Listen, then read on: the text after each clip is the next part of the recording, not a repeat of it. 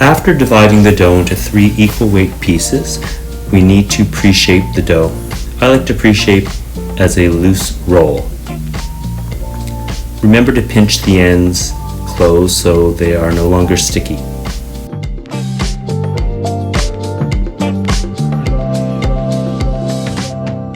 The next step is final shaping. Take your pre-shaped dough, flip it upside down, run it through a little bit of flour. Next, using the palm of your hand, which is lightly floured, pat it lightly. Next, we're going to take the top edge of the dough and fold it down about 2/3 of the way, and we're going to pinch it ever so lightly closed. Now, sometimes the dough will get a little sticky. If it does get a little bit sticky, just run it through a little bit of flour again, just as I'm doing here.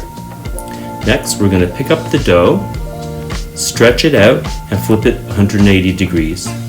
Finally, we're going to take the top edge and fold it down all the way to the bottom and seal it shut. Sometimes I'll flip it so the sealed edge is facing me, and that way I can see if it's nicely sealed shut.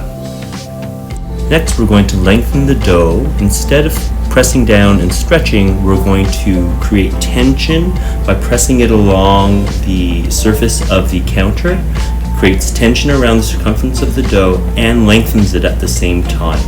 Do this several times until we get a good length. Once it's a good length, then we create the tapered ends by rolling it against the countertop.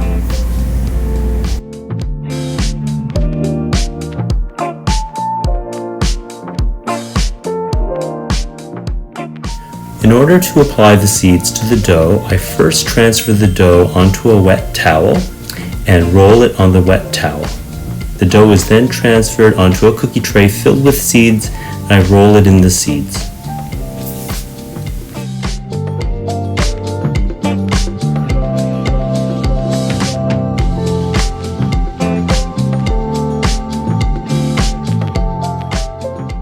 To create the epi, we need a pair of sharp scissors.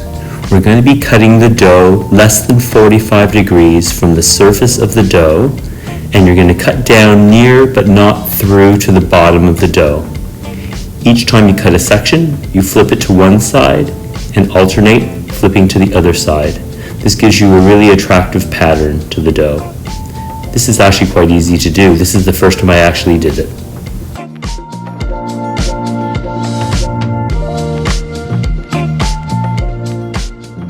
Finally, to score the baguettes, we're going to do 5 scores. You're going to stay in the middle third of the baguette, overlap each score by about 1/3. Subscribe to me on YouTube and Instagram, BreadMD. Thanks for watching.